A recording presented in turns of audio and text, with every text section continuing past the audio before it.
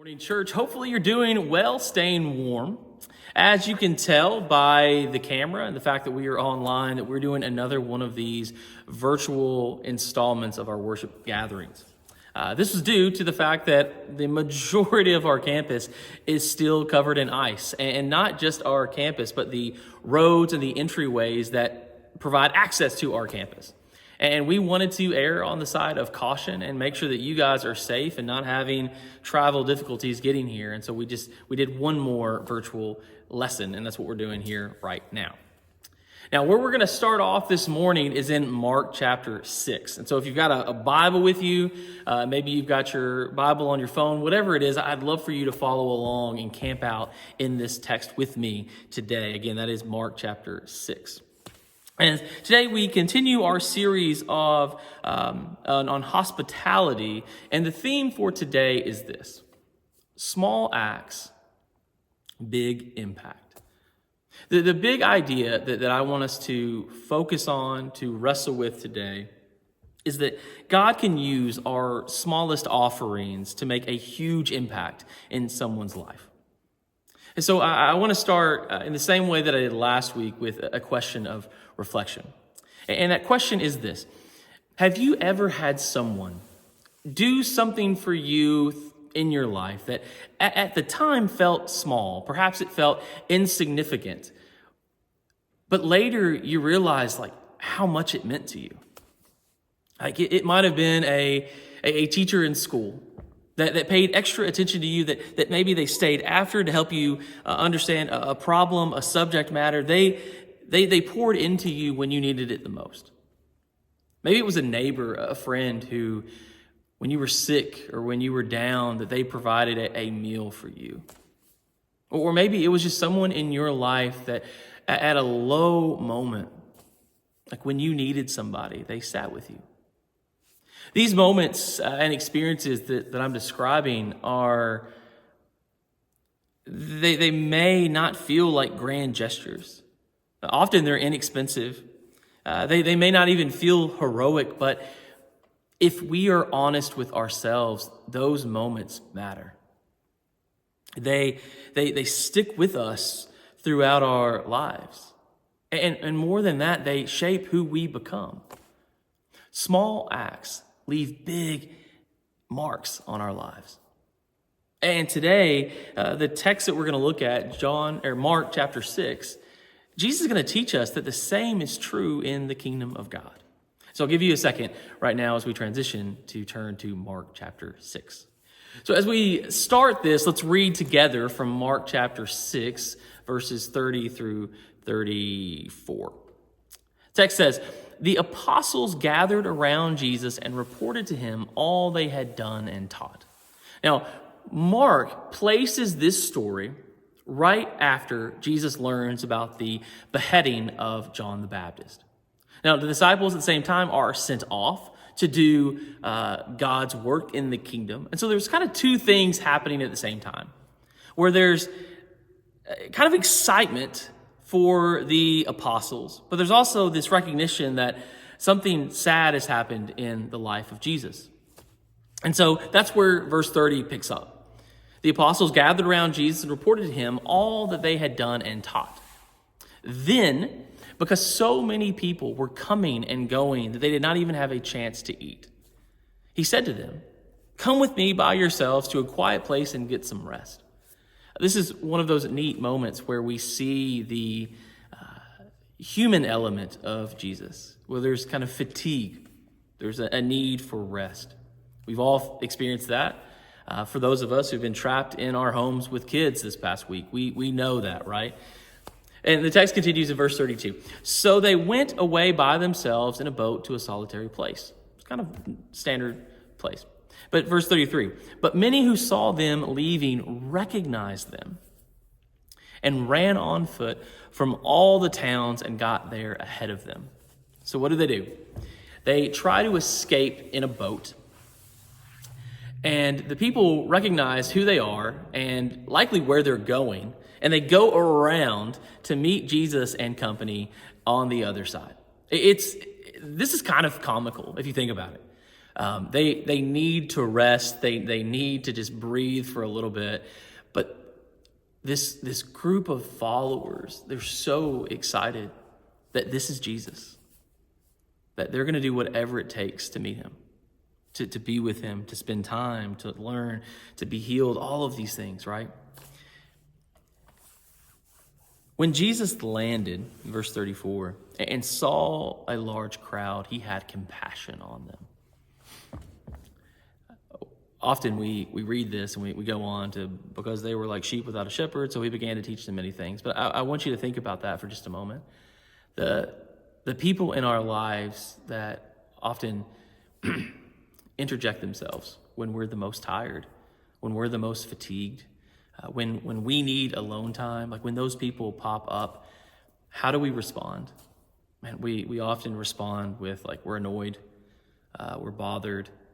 We do everything we can to get out of the situation as soon as possible. But verse 34 tells us that in this moment, Jesus chooses compassion. We need to do that too, to show compassion to people. Now, before we get into the actual, the meat of the text, I want to point out that the story of the feeding of the 5,000 is one of only 2 miracles that is recorded in all 4 of the Gospels, Matthew, Mark, Luke, and John. It's the feeding of the 5,000 and the resurrection. Those are the 2 stories that appear in all 4 Gospels. And I think there's a reason why. I think it's one of those things where the gospel writers all decided that something is happening in this story, in this moment, that everyone needs to pay attention to and everyone needs to learn something from. It's clearly God saying, pay attention to this. This is something that we desperately need to understand. Because the thing that happens next in verse 35 is the disciples recognize that we've got a problem. We've got an issue. And where the disciples saw a problem, an issue, Jesus sees an opportunity. Friends, we are often like the disciples, those closest to Jesus, where we choose to be pessimistic when God calls us at times to be optimistic. Say, what can God do in this moment versus how do I get out of this situation? Like, those are 2 different ways to think about life. And we're seeing that in real time in verse 35. Because it says, this is a desolate place. This is the apostles speaking. This is a desolate place, and the hour is now late. Now, the disciples are doing what we do. They're assessing a situation. They're looking at it. They're being practical. They're being realistic. They are being like my dad growing up, where he would back into every parking spot possible, because what is our exit strategy? If you're backing in, like, I respect you, I do that now too. But the disciples, that's what they're thinking. The apostles, that's what they're thinking. What are we going to do here? We're in this remote location with all of these people who have needs. They look around and they see thousands of people. There's no food. There are no stores nearby. There's no Chipotle. There's no Chick-fil-A. There's nothing like this. This is a remote location that they find themselves in. There's no budget for this. Jesus, we did not think about this as a possibility. And so what they do is they turn to Jesus, which I do love that. Like, when things get bad, when things get chaotic, when things get to a point where we're like, what do we do here? The apostles teach us, like, they turn to Jesus. And they come to Jesus with a possible solution. They tell Jesus, send them away. Not the best solution here, but this is what they've got. They're like, look, we can't feed all these people. What we need to do is to send them away. And they also recognize the power of Jesus. They're like, if you send them away, they'll go. They're not listening to us. But if you tell them to go home, Jesus, they will. And what they're saying is, Jesus, this isn't really our problem. Like, this is somebody else's thing to deal with. We say that too, right? We make comments like that, whether we're audible about them or we at least say them in our heads. We just like, you know what, somebody else will deal with that. Like, not on me. I'm good. Somebody else will take care of it. And that's what they've handed to Jesus. But Jesus responds in verse 37 where he says, you give them something to eat. I've mentioned this before, but I would have loved to have been there and heard that dialogue, that conversation. What was the tone that Jesus uses there? Because I think if he's showing compassion to the crowd, he's also showing compassion to the apostles. This is a teaching opportunity. It's not condemning them. It's not talking down to them. He's saying, man, you wanted to do these things for the kingdom. Like, that's what you signed up for. Here's your opportunity. It's right before you. And I think they're thinking, Jesus, do you have any idea what you're asking? We do not have the resources. We do not have the capability. We don't have a plan. But Jesus is saying, start where you are. I've mentioned this once, if not 1,000 times, but often we disqualify ourselves before we even get to the starting line. I'm not good enough. I don't have the skills. I don't have the resources, the abilities. Like, we fill in all of these different excuses. But what Jesus tells the apostles in this moment is start where you are. Don't disqualify yourself before you even started. Hospitality always begins with noticing a need and refusing to pass the responsibility along to someone. How often do we see needs and think someone else will invite them? Someone else will help them. Someone else will sit with them. Someone else will talk to them and invite them to XYZ. But Jesus says, you give them something to eat. Do not pass what's on your heart that you know God is calling you to engage with, to respond to. Do not pass that on to someone else. Who is around you right now in your world that you've noticed but you haven't engaged with? The new person in your life, maybe it's the neighbor who feels lonely, maybe it's the coworker that you know is carrying a heavy load. Jesus' words to the disciples are his words to us. You give them something to eat. This is where the story gets a little funny to me because, as I've mentioned, this is recorded in all 4 of the gospel accounts. Yet it is the Gospel of John that emphasizes where they obtained the bread and the fish. And I spent some time thinking about it and reflecting on why is this? Now, my negative Nancy instinct within me would say the reason why the others aren't so readily willing to talk about the young boy is because they took the bread from the boy. It was kind of like, we need this, give us your lunch situation. And so maybe that's it. But to be an optimist, why does John include it? I think John includes it because it's showing that no matter how old you are, no matter how much life experience that you have a purpose and a place in the kingdom of God. That even if you're just bringing what you brought for lunch, God can use that if you're willing to give that to God. It's a powerful lesson for believers, new believers, old believers, whoever you may be, that it doesn't matter what you have, God can use it. See, God doesn't ask for what you don't have. He asks for what you do have. The miracle of the feeding of the 5,000 does not start with abundance. It starts with availability. The boy could have easily said, leave me alone. This is my lunch. It's not even that much lunch. It's ridiculous to think that you're going to feed this many people with the small lunch that I've brought. But he gives it. So many of us disqualify ourselves because what we think, what we have is too small.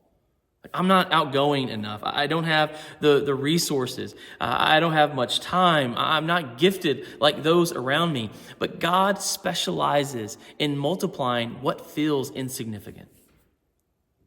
Your kindness matters. Your presence matters. Your listening ears matter. Your prayer matters. In verse 41, the story picks up because it says that Jesus, and taking the 5 loaves and the 2 fish, he looked up to heaven and said a blessing and broke the loaves and gave them. You see the pattern there? He took it, he blessed it, he broke it, and he gave it.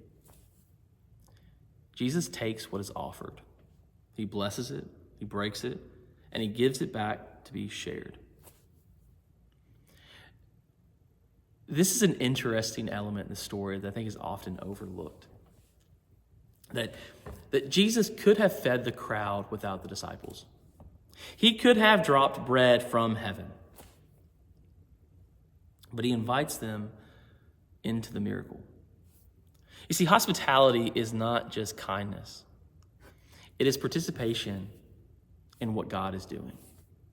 When you show up for someone, when you invite someone, when you serve quietly, you are participating in God's miracle of grace. In Unreasonable Hospitality, the book that we've been focusing on, Will Guidara tells story after story of these tiny moments where lives are changed because people recognize, like, this is a chance for me to give. This is a chance for me to serve. And in a lot of these stories, individuals remember these things for the rest of their lives. One of my favorite stories from the book is when the waitstaff overhears a man trying to broker a deal, some kind of business deal that he's working on. And he exclaims, if I just had $1 million, I could close this deal. When the staff tells Guidara about this, he has an employee run to a bodega down the street and purchase a $100,000 bar. And when it's time for dessert, they place a $100,000 bar on this table and say, hey, we can't help you with $1 million, but hopefully $100,000 will cheer you up. There's another story that they tell as well, where a couple had proposed in their restaurant, and they were celebrating their anniversary there. The 11 Madison Park team found out what their wedding song was, the song that they danced to after they got married. And they had that song playing in the dining room while that couple celebrated their anniversary. These were not huge expenses for this team. They weren't required. They were small acts of attention. But I promise you that those guests talked about them for years to come. Tiny acts like that can create lifelong memories. Verse 42 states, and they all ate and were satisfied. Look at the word, they're satisfied. Not just a bite, not just barely enough, but they were satisfied. And verse 43 says they took up 12 baskets full of broken pieces. Now, there's clearly the connection between the 12 apostles and the 12 baskets. Like that's what's on play there. But I also think that that's kind of Jesus saying, hey, you could not fathom this type of miracle. You could not figure out how on earth we were going to feed all of these people before you. You thought that you didn't have enough. Now each of you gets to carry a basket home for leftovers. You see, God's economy is abundance. We, however, live with a scarcity mindset. We don't have enough time, we don't have enough energy, we don't have enough resources, we don't have enough capacity to do what we need to do. But God's economy is abundance. He turns scarcity into surplus. He turns small acts of obedience into multiplied impact. Think about how churches grow. It's rarely because of a sermon. It's because of people. Someone invited you. Someone welcomed you. Someone learned your name. Someone sat with you. Someone prayed with you. Small acts equaling big impact. Imagine for a moment if every person at this church committed to one small act of hospitality every day this week.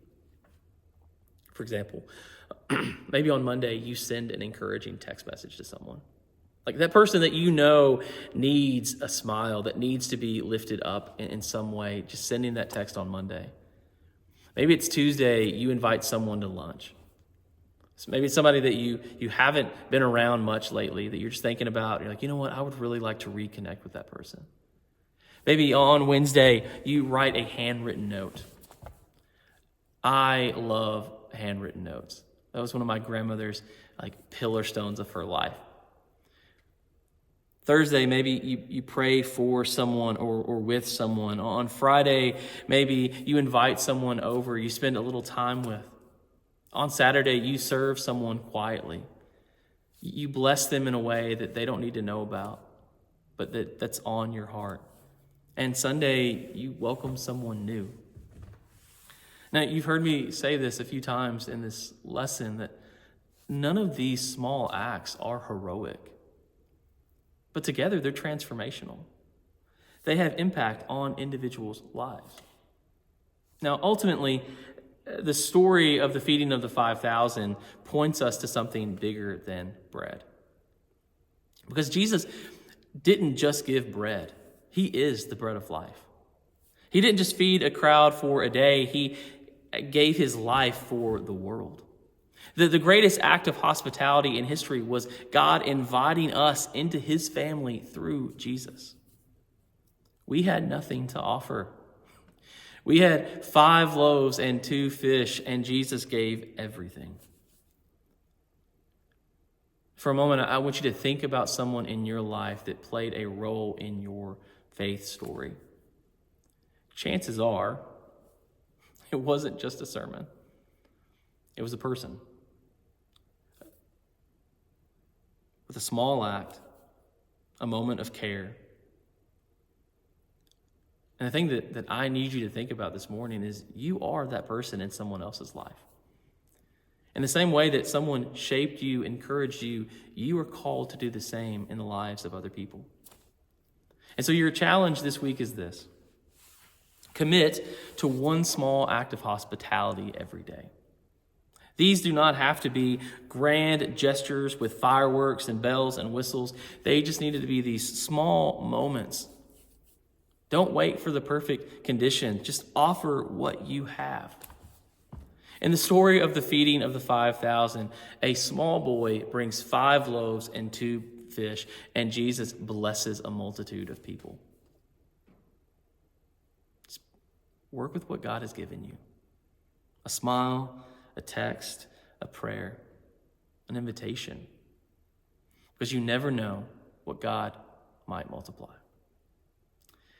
I would invite you to stand and sing, but I'm the only one here, so I'm not going to do that. But I do hope that you have a great rest of your week. There'll be a prayer, and then you'll be dismissed.